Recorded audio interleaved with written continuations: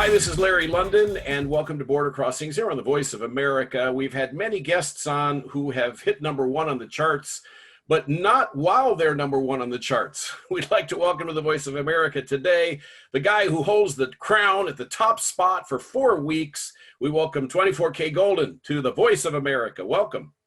Hey, what's going on? How you feeling? I'm doing great. You must be feeling great. Kind of feeling on top of the world. I can't lie. Right now, and your birthday too. What a great birthday present. We were literally number one right when on my birthday. I was like, damn, it doesn't get better than this. No. Next year's birthday, I don't know. You better be number one again. We will. Don't worry. Well, I welcome you to our worldwide telecast, and I wanted to ask you first of all. You were a college student when you decided to drop out to pursue music. Yes. It's worked out well for you, but it was kind of a pretty gutsy move. Yeah, I mean, I had a full scholarship to USC for business. My whole plan before I realized I could really be an artist was to be a hedge fund manager. And by the time I was at USC, I already kind of knew I was going to be dropping out. I just didn't know when. And once that record deal came in, I was like, all right, class isn't for me. I got to put 100% of my energy and my focus on my real passion so I can reach the potential I know I could achieve. And so you left the financial world behind, and now you're living in the financial world. Exactly. I went from learning about the financial world to living in the financial. That's it. Well, it's smart when you know about the finances. You tend to not get taken for granted, or you hire somebody, you can keep up with what's happening on with your money. So that's a good thing. That's a very good thing. So tell me, I mean, musically, has it always been rap for you? Because you were in choir back in high school, back in the day. So my parents, before they had me and my sisters, they traveled the whole world doing like modeling and acting and stuff like that. So when they raised me and my sister, we had such a broad variety and range of music to listen to. So I was listening to everything from rap to pop to rock to R&B, and growing up in the early 2000s, that's when that pop punk sound was at like its peak. So in games like Guitar Hero and Rock Band and like Tony Hawk Pro Skate, I was taking it all in. And by the time I got to the age where I was confident enough to express myself, I had all these different references to pull from. And it started with rap because I'm a teenager growing up in America. Of course I like rap music. But the older I got, the more I was able to pull from these different genres and make a sound that's mine. You got a great sound. I mean, I enjoy the video, you and Iann Dior, and now you got a remix with Justin Bieber. How did that happen? Man, that's still crazy to me to this day because I've been a Justin Bieber fan since I was younger, and I remember always saying in interviews, they're like, what's your dream collaboration? And I said, me, Drake, and Justin Bieber all on the same song. So we knocked one down. So now all I got to do is get Drake, and I'll have all my dreams come true. Well, that could probably happen. I mean, the Grammy nominations are coming up, and so you never know. You might be sitting between Justin and Drake, and you never know. Oh, that would be insane. I hope you get nominated. Definitely, with the numbers you've got, I think you're close to 1 billion streams. I read that's crazy. That's insane. Yeah, I mean, it's especially amazing to me because we all knew this was going to be a big song, but we didn't know it was going to be this big. And we were having like such a fun time making it. It seemed effortless. And now for that fun that we had, that genuine joy resulting in people hearing my music all across the world, that's beautiful to me. Where were you when they told you were number one? The first time I just woken up. It was like, as you could tell, I'm not an early riser, right? So the head of my record label, Barry, he calls me. It's like 8:30 in the morning. I'm like, Barry, you better have a good reason for calling me at 8:30 in the morning. And he's like, we're number one. So I pop out of bed. I'm running around the house. Like, I never felt that way before. Like, I'm so excited. For you anyway, right now, a lot of the people are affected by this coronavirus. Has it affected you in any way personally? Yeah, I mean, I had coronavirus. You did? It knocked me out of commission for a little bit.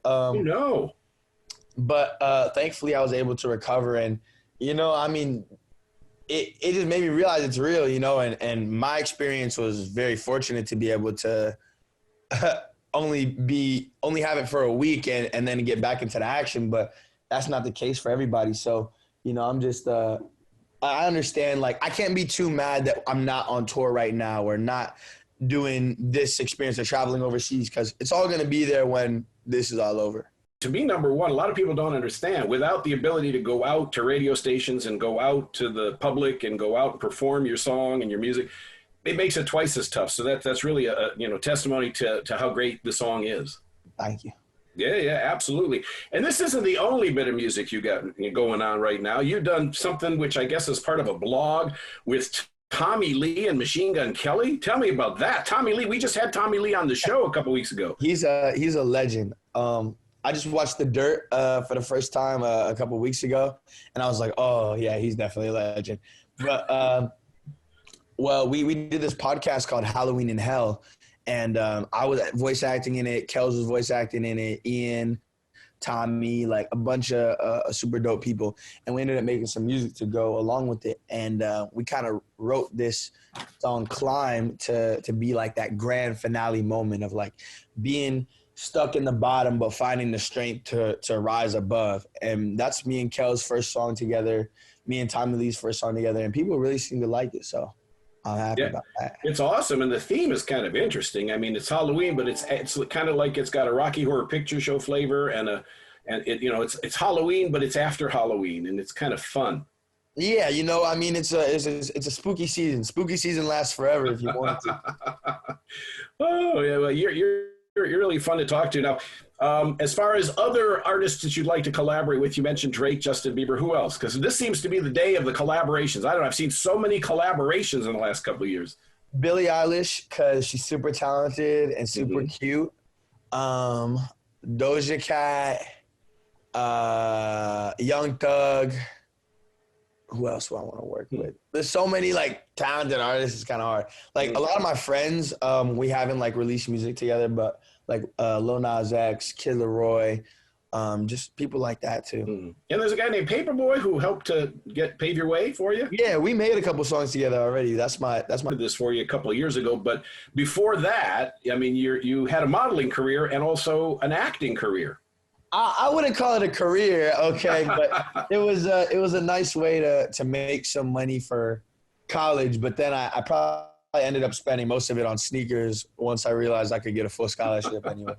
How about fashion? I know that your parents are models and in the fashion world, and you've done some modeling work and stuff like that. Is there a chance you're designing any clothing? You got a line coming out, or?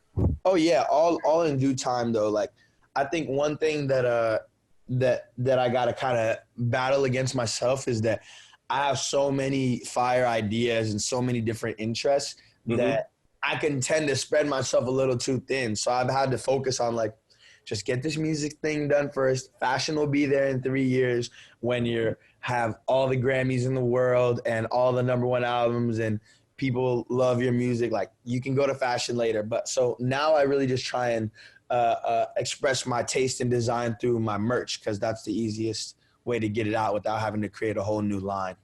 So now you're #1. What first paycheck for the being #1? Where did you go buy? What'd you spend it on? I bought a Range Rover and then it overheated like 2 weeks later. So I don't know what that means. Is it a sign from the universe? Time for a Benz. That's what it means. Yeah. Yo, facts. I might have to switch up. You can buy as much mac and cheese as you want to eat. Yeah, as all the lobster mac and cheese, all the cookies and cream milkshakes in the world. 2021. We're into the new year. So what's your plan for the next 6 months, 8 months? What do you got planned? So just keep working on this album, really, El Dorado. I've been working on it throughout the whole quarantine. That was actually a blessing in disguise, because I don't think I would have had the time to really lock in and make music and the way I'm doing it now. And now I've made some of the best music in my life. Just finishing up, putting all the finishing touches on that. Might get started filming shooting a podcast or a network TV show. So can't say too much about that now. But oh, come on now. We'll see. You might see me on the big screen sooner rather than later. Woo! There it is. We got the scoop.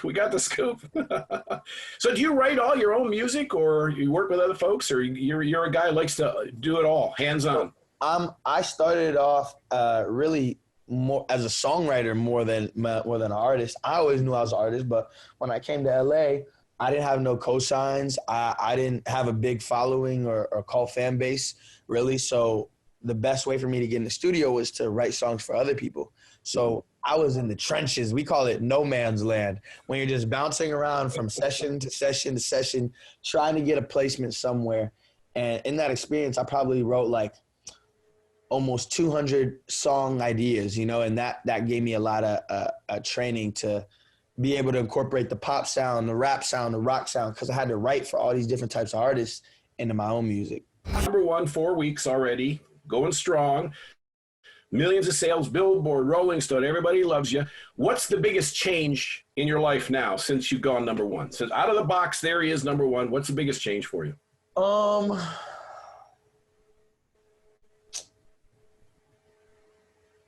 I feel like not that much has really changed. Like I'm busy.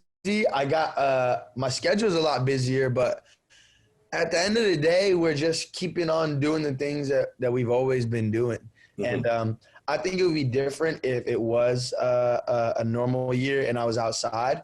But man, I'm still waking up at 11 a.m., you know, in the same house and playing video games and hanging out with the same people. Yeah, I read where you're very grounded, you know, and I can tell that. I get that sense that, you know, it hasn't gone to your head at this point. You're having fun, which is what a 20-year-old should be doing, especially when you're on the radio every 15 minutes somewhere, which is awesome. You got plans to do this internationally? You're going to go out on the road and tour once things open up? 100%. I really haven't even seen that much of the world yet. And my parents, because they traveled so much, they were like, yo, traveling was one of the best things I did for my life. It gives you so much perspective. Like, I want to go to Europe. I want to go to Australia. I want to go to Africa. I want to go to Asia, especially bad. Japan is like my favorite place in the world, but I was only out there for 1 week. So you like sushi? Yeah, I love sushi. Brazil, Mexico, like there's a huge world out there for me to see, and I've only scratched the surface. Yeah, well, we are broadcasting to all of those places that you just mentioned, so I'm sure that they are very excited to hear that you're interested in going there. And it's, you know, as soon as we get past the stuff that's happening that's keeping us all at home, and you can do your traveling again. Is there anything you want to say to the global audience before I let you go? Because I know you're busy and you got a busy schedule. So, what's up, world? It's your boy 24kGoldn. I know this times are weird right now, but stay strong. Keep your head up. We're going through this, but we got this. Stay golden. Peace. Now, your real name is Golden. My real name is Golden. What made you decide to go with 24kGoldn? So real name is Golden. When I first started making music, I just released it as Golden, but it's kind of hard to stand out on the World Wide Web with a name so simple like that. Not that it's a bad name, but it's just a great name. Everyone there's a Platinum Golden would be a good name too. Yeah, well, we put those on the wall. But it's like there's so many things named Golden. Golden State Warriors, you know, Golden Dragon Chinese restaurant, Golden Retriever care guide, you know, like it's hard to find me. So in the jewelry world, 24 karat gold is the most pure form of gold. And me being an artist is me being the most pure form of myself. And so I put 24K in front of it. And then I went to go change my name on Instagram, and it was taken with the E, so I had to drop the E. And now we're here. That's the end thing, huh? Yeah. Drop the E. Shout out to Instagram. Whoever took that name, thank you, because it looks so much cooler without the E. Now, when you mentioned Instagram, where can people find you on social media? The fans around the world, when they want to give you some love, where do they go? Man, I'm everywhere. Facebook, Twitter, Instagram, TikTok, all at 24kGoldn. All right, super. Mood is the name of the song. Number one, doesn't get any better than that. So congratulations, 24kGoldn. We love you. Thank you very much. Join us again when the next song is number one. All right, I'll see you in a couple weeks, huh? All right. Well, thank you, 24kGoldn. The kid is awesome. The song is Mood. He's got so many other projects going on. Make sure you check him out online on his social media sites and on the web, and you get his music.